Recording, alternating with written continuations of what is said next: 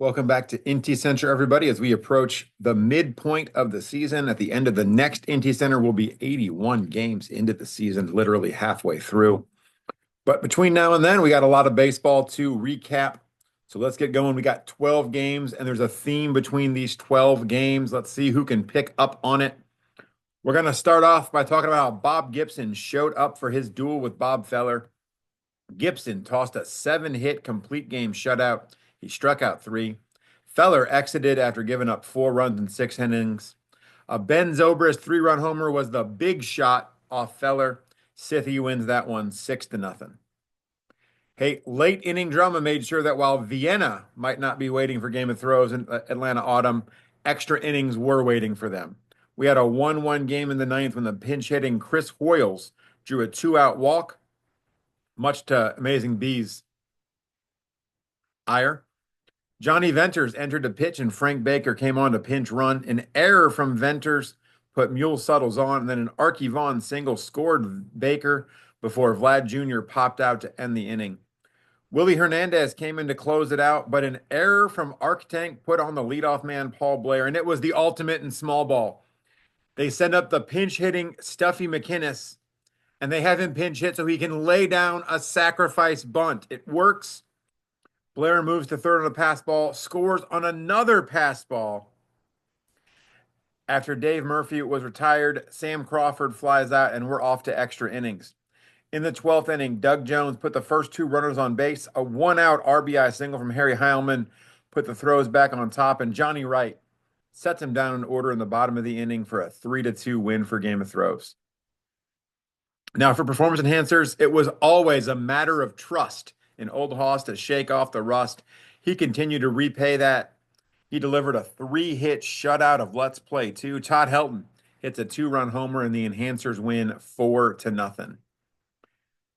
Heavy Johnson hit a 3-run homer for Stone Temple Seattle Pilots as part of a 7-run 5th inning. The reigning MVP had 3 hits in the game, and it turns out that while Tom might want him to change his approach, Stone Temple Seattle Pilots are telling him they appreciate him just the way you are. Dazzy Vance wasn't great. He gave up 6 runs in 6 2/3 innings, but that was better than Doc Gooden, who gave up 7 runs in 4 1/3 innings. The Pilots win that one 10-6.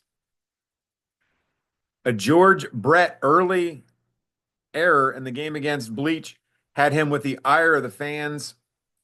But after he led off the 8th inning with a homer to give the D-backs some breathing room, it turns out, George Brett, everybody loves you now. They had another insurance run on a Dan Bruther's RBI single. Fernando Mania works around a 1-out single, and the Demon Bags win that one 5-2.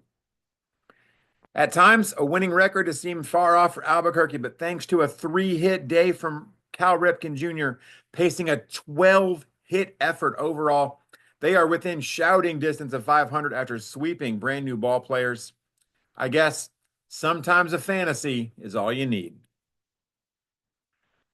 Reseda in every city had it looking like scenes from an Italian restaurant with the way they were feasting on each other's pitching. A total of 6 homers were hit in the game with long balls from Albert Bell and Jeff Kent for Reseda. The bandwagoners got theirs from Lou Gehrig, Carl Yastrzemski, and a pair from Reggie Jackson. It wasn't a good day to be a starting pitcher, but the bandwagoners do get the win 8-6. Atlanta Autumn took a 3-1 lead into the 8th inning. But for Let's Play 2, this game wasn't dead yet because, let's be honest, only the good die young. 1-out singles from Ryan Sandberg, Miguel Cabrera, and Melot loaded the bases. Hank Aaron reached on an error by Maury Willis to score 1 run after an Ernie Banks flyout. A Sammy Sosa walk tied it up at 3. And then a 2-run single from Frank Chance put Let's Play 2 up 5-3.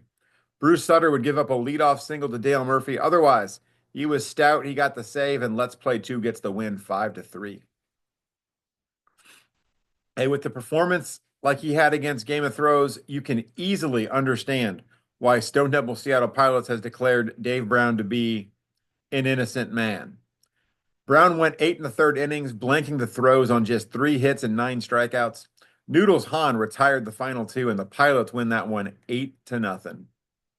Hey, Fred Carroll might be the angry young man, but the prelude to this one is the Demon Bags taking their anger out on Harry Salmon and the rest of the Birmingham pitching staff. They got 18 hits, including a homer from Jocko Milligan. They score 13 runs, 3 RBI each from Jack Glasscock, Jimmy Fox, and Milligan. They win that one 13-8. Hey, we didn't start the fire, but Willie Keeler, started the rally. Down 5-3 entering the ninth, Keeler got a leadoff single. A Joe Morgan walk and a Frank Thomas single loaded the bases. A Biz Mackey single scored a pair to tie it up. An intentional walk to Wade Boggs followed to reload the bases. A ground out saw the lead runner retired, but a walk to Babe Ruth brought in a run. So did a single from Dickie Thon. Another single from Ty Cobb brings in another run. Eventually, we get a Keeler ground out and a Joe Morgan strikeout. That ends the inning with 5 runs in. Amazings led 8-5, but the drama wasn't done yet. Lou Whitaker got a leadoff single and Albert Pujols walked, and that put the tying run at the plate with nobody out. Edwin Diaz came in. He struck out Babe Ruth. He walked Frank Robinson. That loads the bases with 1 out. But Diaz strikes out Jim Edmonds. That's going to make Lloyd Christmas laugh. He strikes out Joe Medwick. That's going to end the game, and it's a crazy final score of 8-5 for the Amazings. And hey, last one to recap. If you haven't caught the theme yet, maybe this last one will help you catch the theme and win a prize. They might have won this one on the road, but with their 9th win in a row, you can't deny the performance enhancers are in a New York state of mind. This one required some late inning heroics as we were tied at 3 in the 9th. A 1-out double from Honus Wagner got it going. Wagner would steal third. Aaron Judge brings him home with a single. Larry Walker, Dick Allen, they strike out. We go to the bottom of the 9th with a 4-3 score. Mariano Rivera comes in. He gives up a 2-out single to Rogers Hornsby, but he retires Babe Herman to end it and gets that 9th win in a row for the defending champions. Hey, I'm not a piano man, but that's going to do it this time for IntyCenter. We will catch you next time for another whip around FODEUSS.